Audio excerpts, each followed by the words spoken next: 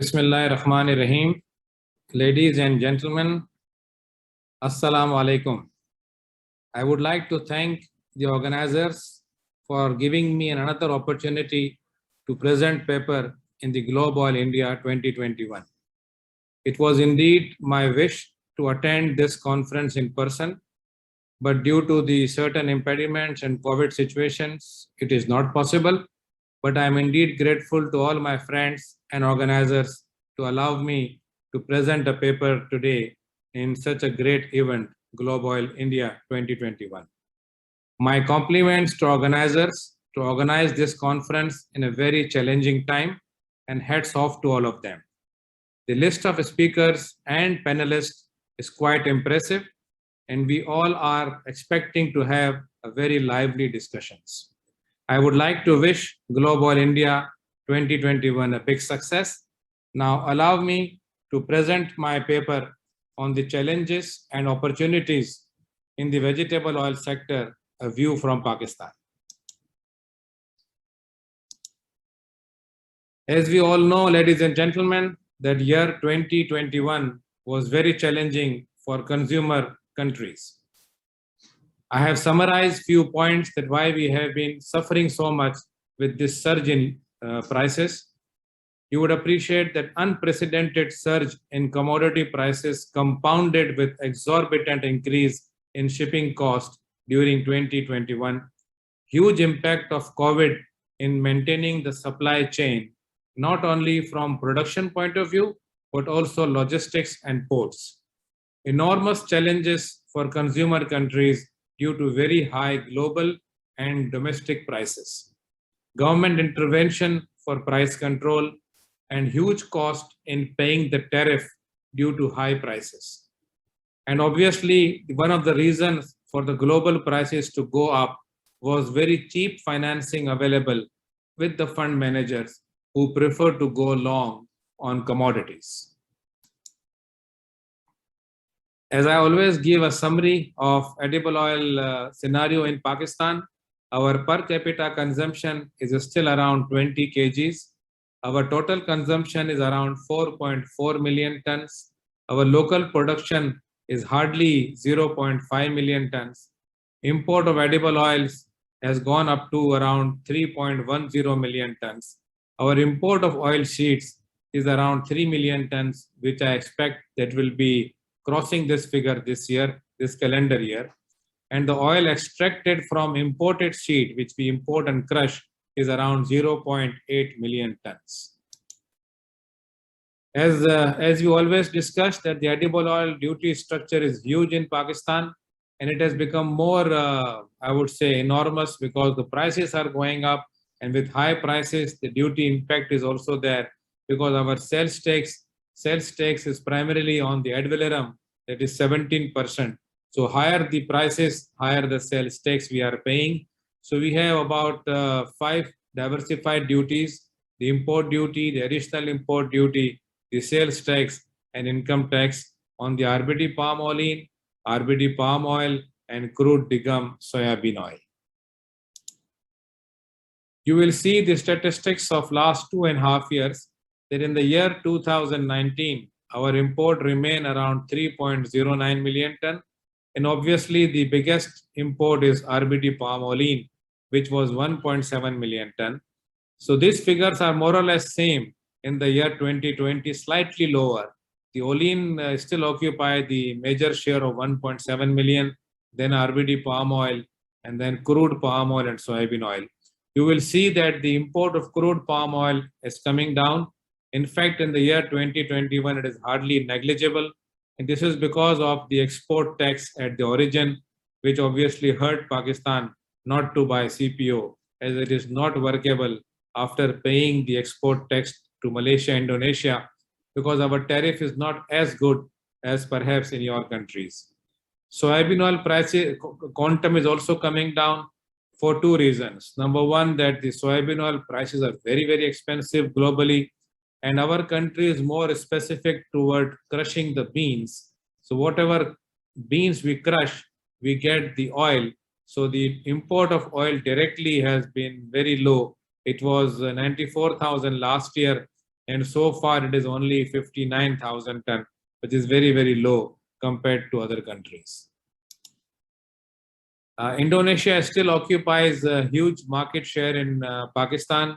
It was 80% in 2019, 78% in 2020, and so far till August 21, Indonesia occupies 89%, and we foresee this trend to continue in the foreseeable future. This is the chart of Indonesia-Malaysia share in Pakistan.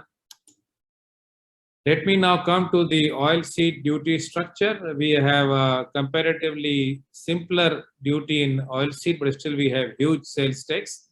The import duty is 5% on all the seeds, canola, sunflower, soybean. The sales tax is 17% and advance income tax is 2%. Here also the seed prices are very, very high. So higher the prices, higher the sales tax we are paying. This is the story of our local indigenous production, which is not going anywhere. We remain hardly at the average of 500,000 ton. It was 545,000 ton last year, and this year 2021 is around 500,000 ton. The major crop is cottonseed oil, 285,000 ton, and rapeseed and sunflower seed are very, very small. Unfortunately, we are not able to increase our local production. So our dependency on the import still remain around 90% of our local requirement. This is the statistics of oilseed import in Pakistan. It is getting interesting by the year we pass. In 2019, the total import was 2.5 million ton, out of which 1.78 million ton was soybeans and canola was 778,000 ton.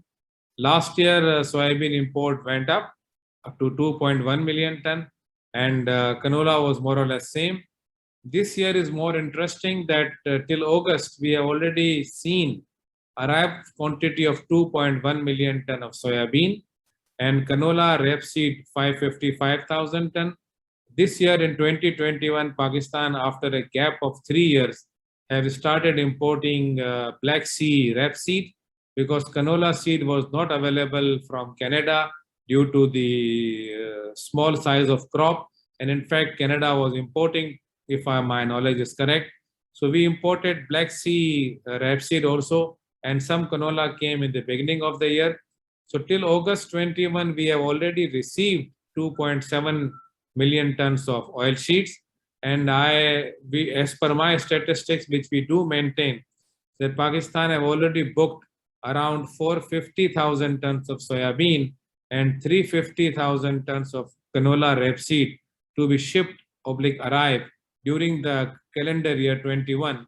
So we can very safely say that our oilseed import for the period January-December 21 will be the record, and it will pass the import in 2020.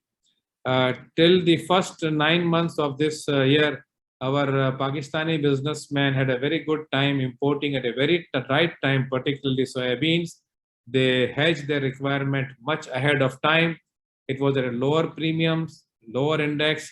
But last 3 months of the year, I think whatever soybean is coming is very expensive. We have to pay a very good, very high price of index. So the soybean import is also very expensive for the last quarter of this year. And in fact, we do not have much soybeans import available, but we had a good quantum of Black Sea rapeseed coming, and Pakistani businessmen took a right time to buy the Black Sea rapeseed from particularly from Ukraine. Another important aspect is this, that Pakistan have already booked soybeans of around 725,000 tons, which to be shipped during January-June 22. So we still have a lot of import coming, and this forward booking was done because premium was very good at that time, and we have Pakistan have locked good premium soybeans for the next year. Obviously, the index booking has not started.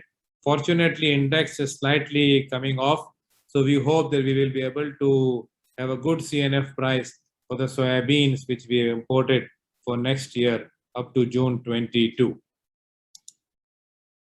Let us study some about the market facts also. It has been a very, very challenging year.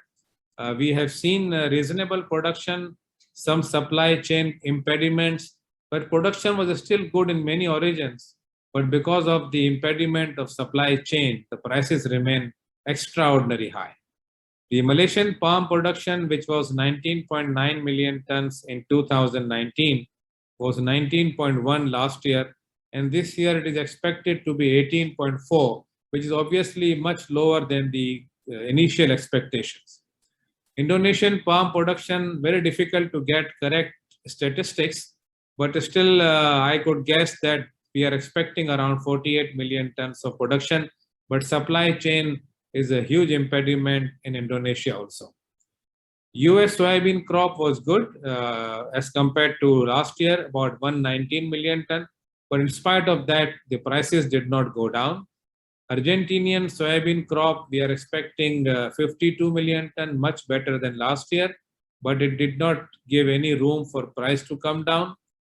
Brazilian soybean crop has been good, 144 million ton, but again, due to supply impediments, reaching oil at the right time at the ports and logistics, the prices did not come down. Indian imports have slightly gone down. They are trying to focus more on the indigenous production, and there has been good changes in the Indian tariff structure. It was 14.9 million tons in 2019, which came down to 13.17. Until November, August, the statistics says that they have imported 10.38 million ton. I must give compliment to their government that they have reduced the duty thrice. Initially 5% on crude, 7.5% on soybean, and then again 5%. So this would perhaps increase their quantum of import. Maybe they have done the duty reduction not only to stabilize the local prices, but probably the indigenous production is also not coming up the way the Indians thought so. Malaysian palm oil stocks are going up. It was very good to see that it has touched 1.87 million tons in the year August 21, which is a good sign because the stocks were roaming around 1.5 to 1.6 for a long time. The interesting point is that the highest we have seen on MDEX was Malaysian ringgit 4,519 on 13th August 21. And the lowest we have seen was Malaysian ringgit 3,225 on 20th January 21. There is a swing of 40%, which is indeed a huge swing. And such a 40% swing, nobody can predict or forecast where market will go. But obviously, we have to remain with the flow.